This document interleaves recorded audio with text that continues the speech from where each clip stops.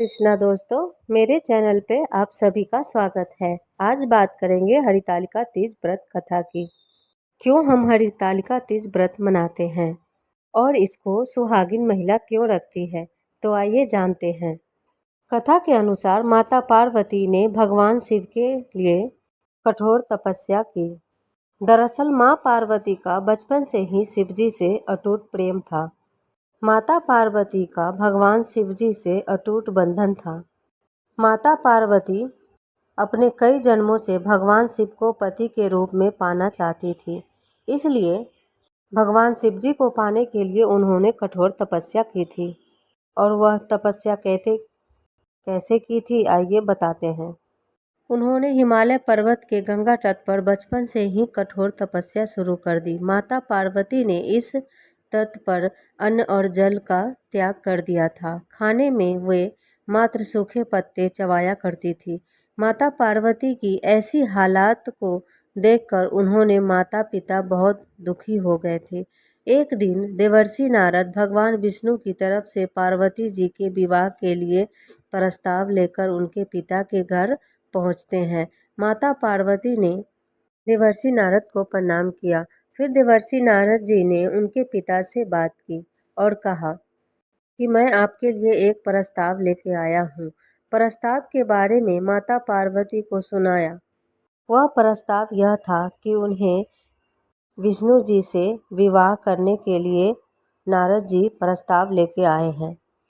माता पार्वती इस समाचार को पाकर बहुत दुखी हुई, क्योंकि वो अपने मन में भगवान शिव को अपना पति मान चुकी थी। माता पार्वती ने अपनी सखी को अपनी समस्या सारी बताई।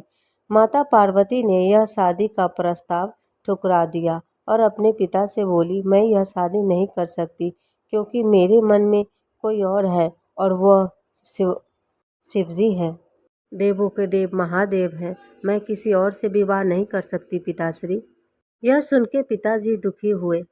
माता पार्वती को कुछ समझ नहीं आ रहा था। उनकी सहेली ने एक प्रस्ताव दिया और उनकी सहेली उनको हर के ले गई और हिमालय पर्वत के गंगा तट पर घनघोर जंगल में माता पार्वती तप करने लग गई।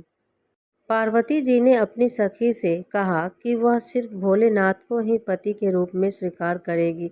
सखी की सलाह पर पार्वती जी ने घने जंगल में गुफा में भगवान शिव की आराधना की। भद्र तृतीया शुक्ल पक्ष के दिन हस्त नक्षत्र में पार्वती जी ने मिट्टी के शिवलिंग बनाकर विधिवत पूजा की और रात भर जागरण किया।